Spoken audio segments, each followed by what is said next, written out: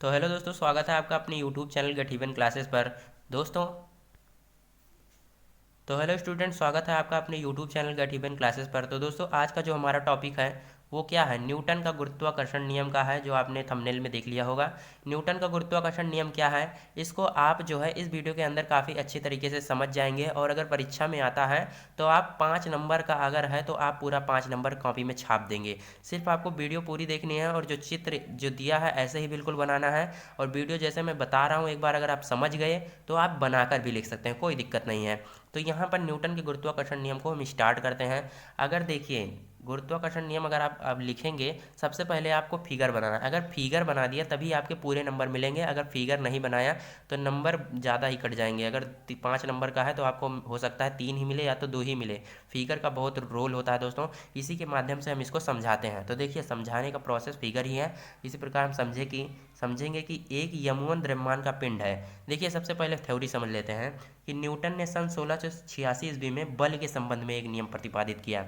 बल के संबंध में, जिसे न्यूटन का गुरुत्वाकर्षण का नियम कहते हैं। तो देखिए, बल के संबंध में दिया, इसका मतलब क्या है कि मान लीजिए कोई यमुन द्रव्यमान का एक पिंड है। वो पिंड हमारा पृथ्वी भी हो सकता है। क्या हो सकता है? पृथ्वी। तो यहाँ पर और दूसरा क्या है, यम2 द्रव्यमान का कोई पिंड है। ये मान लीजिए कोई वस्तु है। तो यहाँ पर देखिए, अगर हम वस्तु को पृथ्वी से ऊपर की ओर फेंकेंगे, सपोज करिए पृथ्वी से ऊपर की ओर कोई वस्तु फेंक रहे हैं, तो वो क्या होगी, वस्तु क्या होगी, नीचे की ओर गिरेगी ना। तो जब नीचे की ओर गिरेगी, यानी कि इसका मतलब क्या है, उनके बीच कोई आकर्षण बल कार्य कर रहा है, पृथ्वी और वस्तु के बीच। तभी तो पृथ्वी जो है वो वस्तु को अपनी ओर खींच रही है। तो इससे पता लग रहा है कि पृथ्वी जो है किसी बल से, यानी कि किसी बल से वस्तु को अपनी ओर आकर्षित करती है। तो यानी कि वही तो हमारा यहाँ पर क्या है, बल के संबंध में एक नियम प्रतिपादित किया था, जिसे न्यूटन का गुरुत्वाकर्षण नियम कहते हैं। तो यही बल हमारा एक कार्य करता है। और अगला क्या है, दूसरा देख लीजिए, बस इनके बीच की दूरी जो होती है इस पर भी डिपेंड करता है। तो इसको किस प्रकार देखेंगे, देखिए, अब इन दोनों पॉइंट को सिर्फ आप समझ जाएंगे तो आप तुरंत अभी सॉल्व कर लेंगे। यही दोनों अगर आप लिख दिए तो आप तुरंत जो है 5 नंबर खट से आपको मिल जाएगा। क्या करना है, देखिए, किन्हीं दो पिंडों के मध्य कार्य करने वाला आकर्षण बल उन दोनों पिंडों के द्रव्यमान के गुणनफल के अनुक्रमानुपाती होता है। यानी कि जो हमारा एक पिंड ये है, एक पिंड ये है, एक पिंड ये, एक पिंड है, इन दोनों के जो बीच आकर्षण बल होगा, यानी कि पृथ्वी और वस्तु के बीच, उन दोनों के द्रव्यमान के, यानी कि यम1 इंटू यम2 के गुणनफल के अनुक्रमानुपाती, यानी कि अनुक्रमानुपाती होगा। यानी कि समीकरण 1 हमारा बन गया। दूसरा आप इसी प्रकार बना लीजिए, किन्हीं दो पिंडों के मध्य कार्य करने वाला आकर्षण बल उन दोनों पिंडों के बीच की दूरी के वर्ग के व्युत्क्रमानुपाती होता है।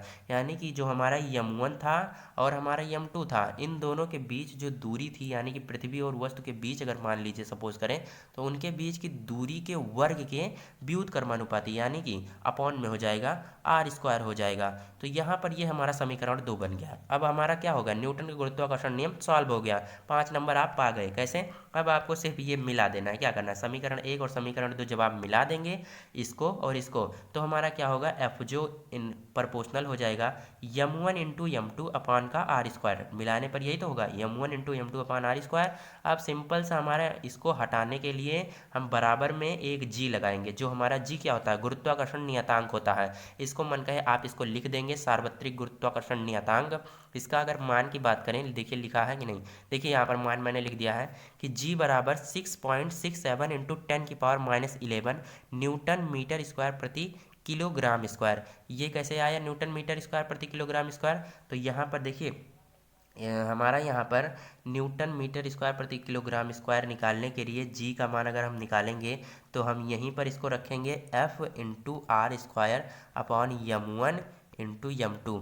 तो हमारा कैसे निकलेगा, देखिए, एफ हमारा बल का मात्रक न्यूटन, और आर स्क्वायर जो था, आर स्क्वायर यानी कि मीटर स्क्वायर दूरी से है, उसका यहाँ पर हो जाएगा। और हमारा क्या था, यम1 इंटू यम2 था, यानी कि किलोग्राम इंटू किलोग्राम क्या हो जाएगा, किलोग्राम स्क्वायर, यानी कि ऐसे मात्रक निकल जाता है।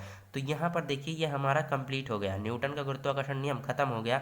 इतनी जल्दी आपको जो मैंने समझा दिया है, शायद आप समझ भी गए होंगे।